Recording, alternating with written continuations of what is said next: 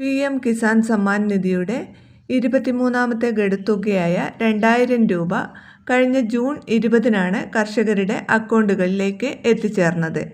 എന്നാൽ വലിയൊരു വിഭാഗം ആളുകൾക്ക് ഇത്തവണ അക്കൗണ്ടിൽ പണം എത്തിയിട്ടില്ല. നിങ്ങൾക്കും 23ാമത്തെ ഗഡു ലഭിച്ചിട്ടില്ല എങ്കിൽ അതിന് ചില പ്രധാനപ്പെട്ട കാരണങ്ങളുണ്ട്. ആ തെറ്റുകൾ എന്തൊക്കെയാണെന്നും എങ്ങനെയാണ് തടസ്സപ്പെട്ട തുക എങ്ങനെയാണ് തിരികെ വാങ്ങാമെന്നുമാണ് ഇന്നത്തെ വീഡിയോയിൽ. അപ്പോൾ വീഡിയോ ലൈക്ക് ചെയ്യുക. അതുപോലെ ആദ്യമായി ഈ ചാനൽ കാണുന്നവർ ഒന്ന് ഫോളോ ചെയ്യാനും മറക്കരുത്.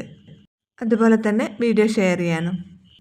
PM കിസാൻ പദ്ധതിയുടെ ആനുകൂല്യം തുടർന്ന് ലഭിക്കുന്നതിന് EKYC നിർബന്ധമാക്കിയിട്ടുണ്ട്. നിങ്ങൾ ഇതുവരെ EKYC പൂർത്തിയാക്കിയിട്ടില്ല എങ്കിൽ 23ാമത്തെ ഗഡു നിങ്ങളുടെ അക്കൗണ്ടിൽ എത്തില്ല. രണ്ടാമത്തെ കാരണം ലാൻഡ് സീഡിംഗ് പൂർത്തിയാക്കാത്തതാണ്. ലാൻഡ് സീഡിംഗ് നോ എന്നാണ് നിങ്ങളുടെ സ്റ്റാറ്റസിൽ കാണുന്നതെങ്കിൽ തീർച്ചയായും നിങ്ങൾക്ക് 23ാമത്തെ ഗഡു ലഭിച്ചിട്ടുണ്ടാകില്ല. അതുപോലെ തന്നെ ആധാർ ബാങ്ക് അക്കൗണ്ടുമായി ലിങ്ക് ചെയ്യാത്തവർക്കും തുക ലഭിച്ചിട്ടുണ്ടാകില്ല.